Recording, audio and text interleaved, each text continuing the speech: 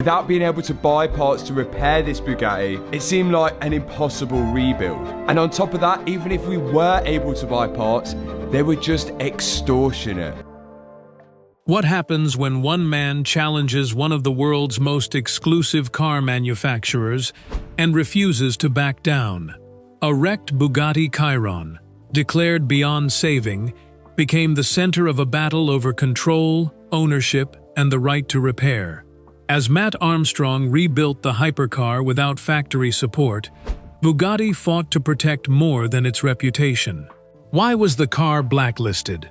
Why did Bugatti Rimac CEO Mate Rimac personally step into the controversy?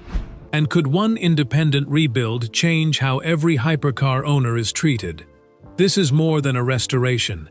It's a challenge to an entire industry. Let's dive into the evidence and uncover the truth. The silent war begins. Bugatti has a problem, and it is not the kind of problem money can fix. A wrecked hypercar is sitting in a garage in Miami, and it refuses to disappear. The moment Matt Armstrong touched that car, What do you got to say to that, Mr. Matt? I think we can rebuild this. You think so? I think we can. Bugatti's grip on its own story started to slip. Every bolt he removes, every part he replaces, proves something the brand never wanted, proven in public. A Chiron does not need Bugatti to survive. That single fact terrifies them more than any lawsuit ever could. For decades, Bugatti controlled everything about its cars, long after the money changed hands and the keys left the showroom. If something broke, the car went back to the factory in Molsheim, France. No exceptions, no outside workshops, no independent fixes, no matter how skilled the mechanic standing in the garage. Owners paid whatever price Bugatti set, waited however long Bugatti wanted them to wait, and said thank you at the end of it. That system protected the brand's image of flawless engineering. A real unique and valuable piece of art. The thing that makes the great Bugatti is beneath that beauty you've got engineering perfection. It also protected something far bigger than reputation: total control over every single car that ever left the factory floor, for as long as that car existed. Then this car crashed, and that entire system cracked wide open in front of millions of viewers. Bugatti's first move was silence. No parts, no manuals, no support of any kind, official or otherwise. The car's VIN number was locked inside their internal database, blacklisted, like a warning label pinned to a permanent file. Dealerships around the world received the same quiet instruction: do not sell anything for this car, under any circumstances, no matter who asks. The strategy was simple, almost lazy in its confidence. Without factory backing, the rebuild would collapse under its own weight within a few weeks, and the whole story would fade away. We later found that the Bugatti, it was impossible to buy parts directly from them. On that chassis number of vehicle, they will not supply any component through a Bugatti dealership. Before anyone outside the car world even noticed it happened. This is not a new playbook. Manufacturers of extremely limited, extremely expensive cars have leaned on the exact same strategy for years, quietly, without most customers ever realizing it. Blacklist the VIN, cut off the parts supply, and let the car's own complexity finish the job the company never had to. Most owners never find out how much power a manufacturer holds over a car they legally own outright, because most owners never test that power in public, on camera, for millions of people to watch unfold in real time. Matt Armstrong did not fade away. If anything, the silence only made him move faster. He is not new to impossible builds. Armstrong made his name reviving supercars that other mechanics had already given up on. This was a Ferrari 296. That was until the previous owner crashed it. And then I bought it in hopes to rebuild it. Cars insurance companies wrote off and quietly forgot about in storage yards. But this project was different from anything he had taken on before. This was not just a broken machine sitting on jack stands. This was a direct challenge to a company built entirely on the idea that only they could be trusted to touch their own creations. And the moment Armstrong picked up his tools and started filming, that idea was already in serious trouble, whether Bugatti wanted to admit it or not. Think about what Bugatti actually sells its customers. Beyond the badge and the horsepower numbers, they sell certainty.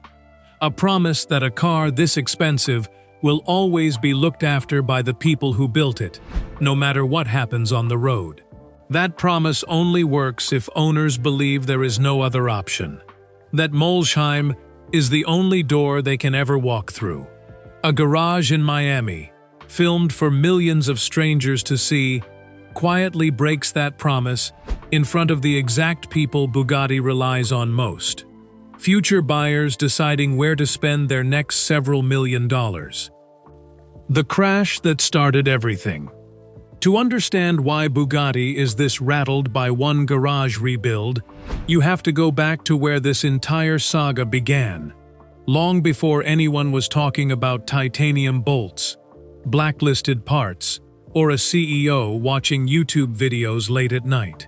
In October last year, a Miami-based content creator named Alex Gonzalez, known online as FX Alex GYT, was behind the wheel of his Bugatti Chiron Per Sport during a stunt. This is the $6 million Bugatti Per Sport that was crashed by Alex. Something went badly wrong in an instant.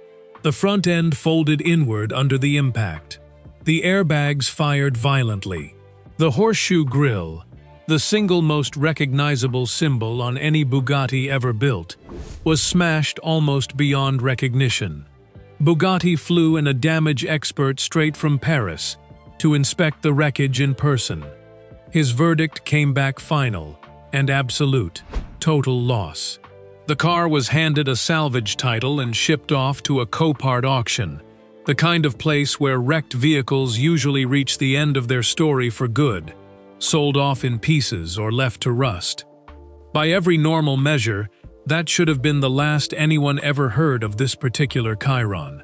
Bugatti offered Gonzalez a repair quote of $1.7 million to fix the car properly, inside their own facility, entirely on their own terms and timeline.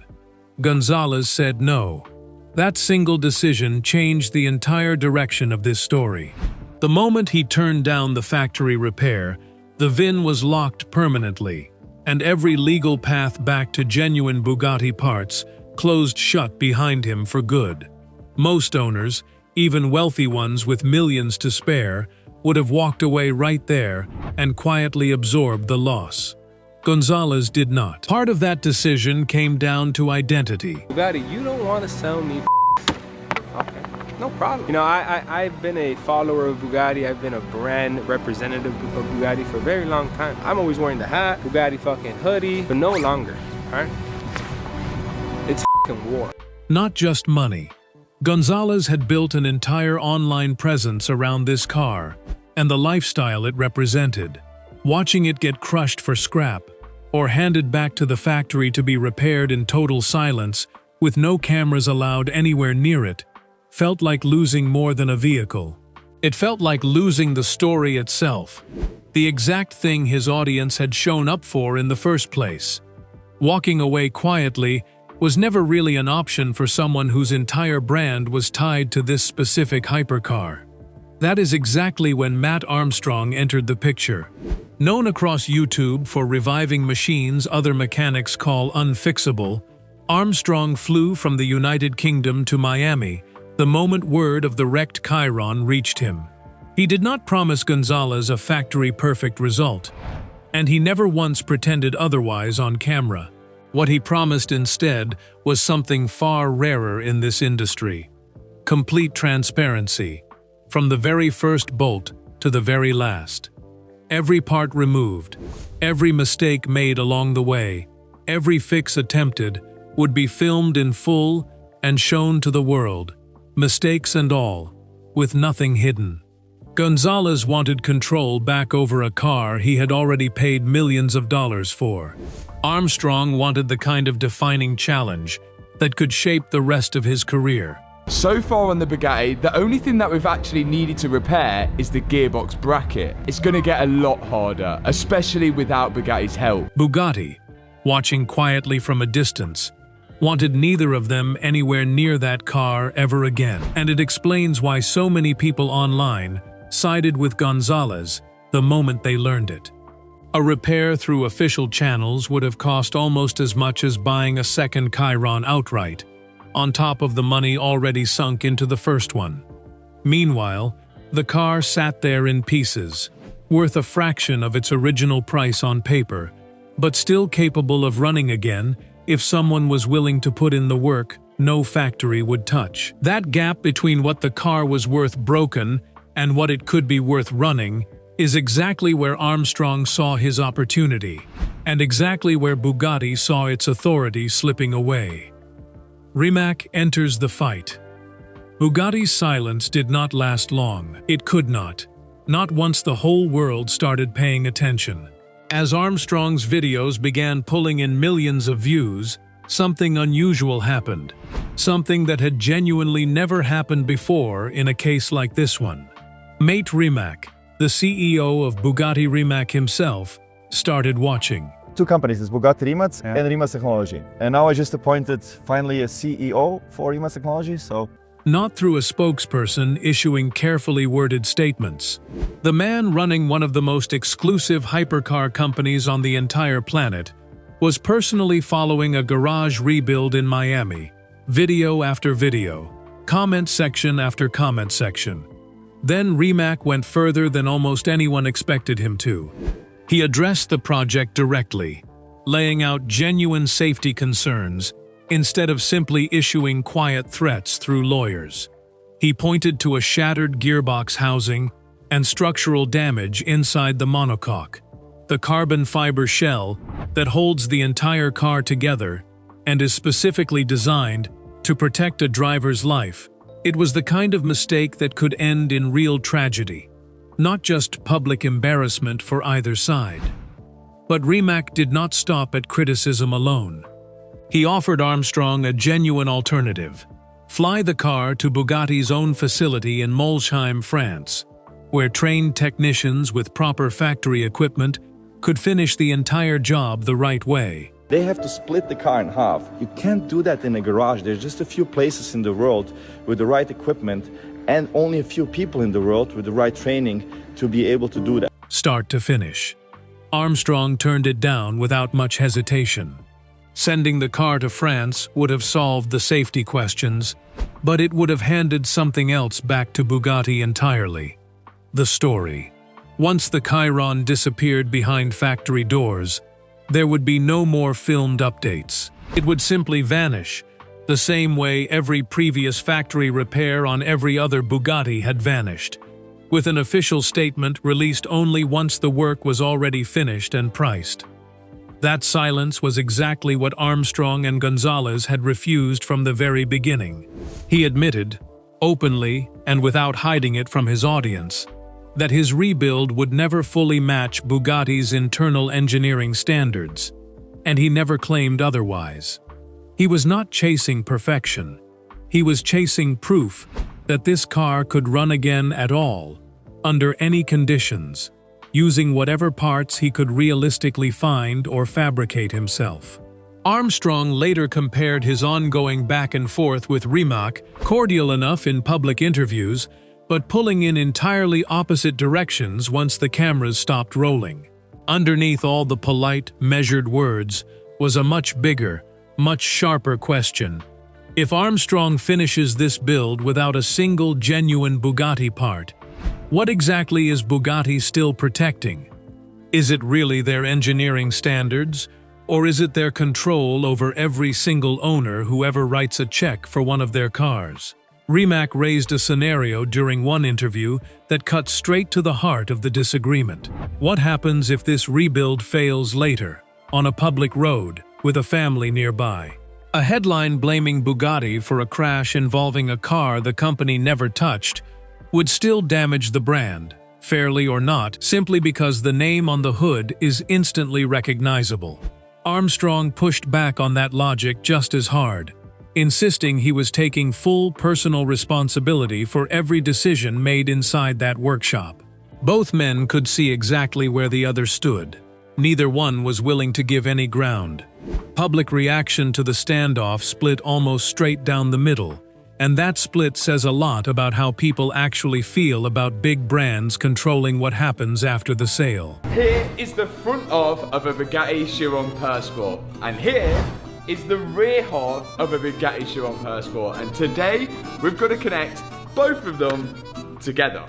One side argued Armstrong made perfect sense, insisting that anyone unhappy with a manufacturer's terms should simply buy the wrecked car directly from the insurance company and go their own way from the start, warning that Armstrong was underestimating the real danger he represented to the brand, regardless of how good his intentions were. Good intentions do not always protect people from bad outcomes, and Bugatti knows that better than almost anyone in the industry. The most dangerous cut. Every rebuild eventually reaches a moment where there is no turning back. For this one, that moment arrived at the gearbox. Rimac had said publicly that only a couple of facilities anywhere in the entire world were properly equipped to split a Chiron open and access its transmission safely. Armstrong had access to neither of them, and everyone watching knew it. What he had instead was a private workshop, a small dedicated team of collaborators, and a stubborn refusal to walk away from a fight he had already committed to in front of millions of viewers. The transmission mount had failed completely during the original crash, twisted beyond any simple repair. Rather than wait around for a factory replacement that was never going to come, the team welded the damaged mount back into position by hand, checking and rechecking their work. Then came the moment that ultimately defined the entire rebuild. Reconnecting the two halves of the hypercar using 14 titanium bolts. 14 bolts, holding together a machine worth millions of dollars. Torqued down one at a time, with absolutely zero room for error anywhere along the way. One mistake there, and the entire project was finished for good, on camera, in front of everyone. Then came the real test that mattered more than any of it. Would the engine even start again? Rebuilding the plumbing inside a hypercar is brutally unforgiving work under the best circumstances. Coolant lines, fuel lines, intercooler pipes, and the electronic systems controlling all of them had to be reconnected exactly right, down to the smallest fitting and clamp. The car had been driven without coolant during the original crash. There's a lot of stuff missing off the back, okay? I've just been thinking more and more as I'm doing this.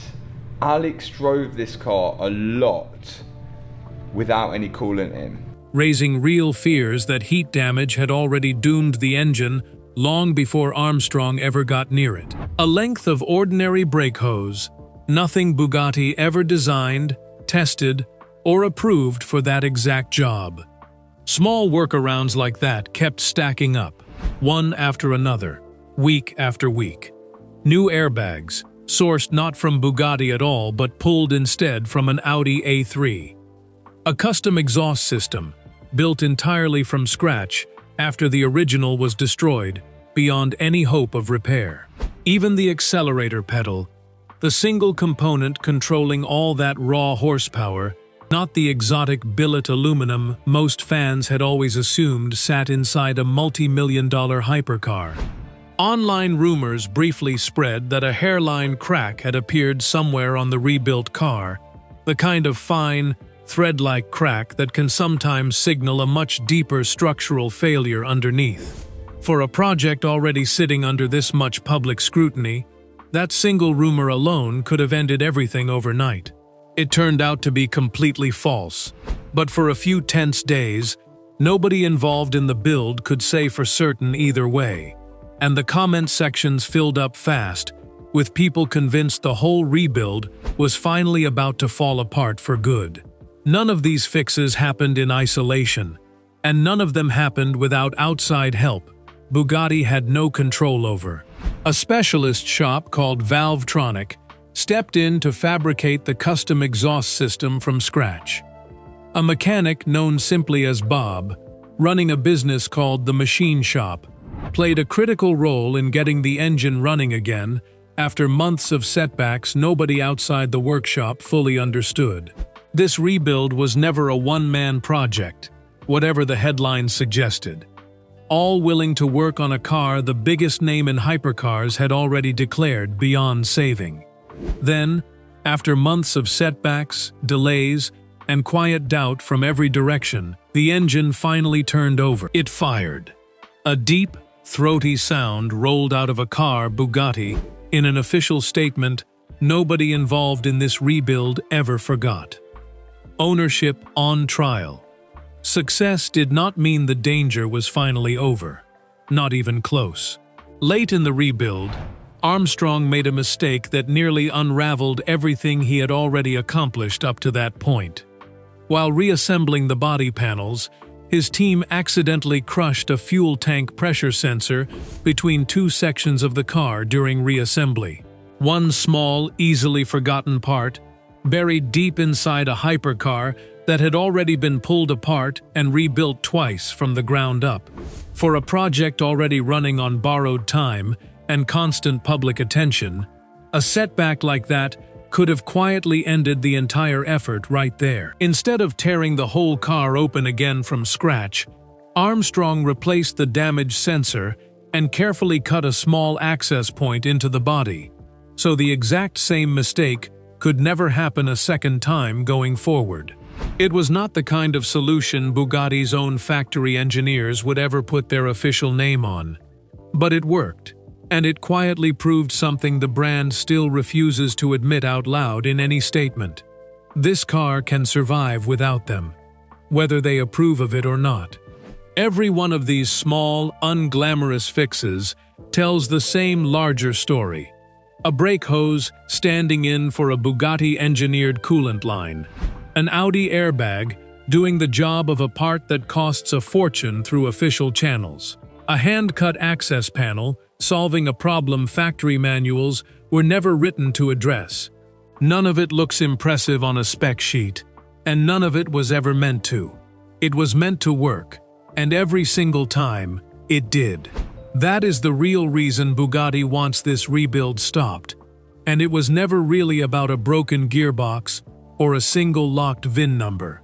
It was always about a much bigger question the entire supercar industry has quietly avoided for years, hoping nobody would ever force the issue this publicly. Once someone spends millions of dollars on a hypercar, who actually owns what happens to it next? Is it the person who signed the check and drove it off the showroom floor, or the company that designed it and still wants final say over its fate, years down the line? Matt Armstrong never set out to answer that question for the entire industry. He just wanted to fix one broken car sitting in a Miami garage. I was absolutely loving building this Bugatti and at the same time enjoying Miami. You join us here in Miami. But every bolt he tightens, every part he sources from outside their locked system, is quietly rewriting the rules for every hypercar owner watching this story unfold in real time. Matt Armstrong is answering that bigger question, one bolt at a time. Inside a garage Bugatti never approved of, on a car Bugatti had already given up on completely months earlier. And every single mile this Chiron drives from here forward stands as permanent proof of exactly what the factory never wanted the rest of the world to see. Other owners are watching too, even if most of them will never post about it publicly. Anyone sitting on a written-off supercar, staring down a repair quote that costs more than most houses, now has a real example to point to. It does not matter that Armstrong's rebuild will never carry a Bugatti stamp of approval. What matters is that it runs, it drives, and it exists entirely outside the system Bugatti spent decades building. That alone is enough to change how the next owner in this exact situation decides to respond when the factory says no. Bugatti eventually softened its position, lifting the parts blacklist and lowering its original repair estimate, long after the damage to their old system had already been done. That shift did not happen out of generosity. It happened because a garage in Miami had already proven the alternative worked, and pretending otherwise in public was no longer a realistic option for a company that prides itself on controlling every part of its own narrative. Sometimes the loudest concession a brand can make is the one it never announces directly, choosing instead to quietly change its behavior and hope nobody asks why. This is bigger than one rebuilt hypercar sitting in a Miami garage. It is a warning shot aimed at every manufacturer that believes ownership quietly ends the moment a car leaves the showroom floor. Matt Armstrong did not just fix a wrecked Chiron. He exposed an entire system built on control, fear, and silence, one that most owners never even knew existed until this rebuild forced it into the open. Bugatti wanted this story to end quietly in a scrapyard, forgotten within a few months. Instead, it became one of the most talked about rebuilds in automotive history, and it is still not finished. Tell us what you honestly think in the comments below. We genuinely read every single one. If this story pulled you in, hit subscribe so you never miss the next update on this rebuild. And drop a like on this video before you go. It truly helps this channel keep telling stories exactly like this one.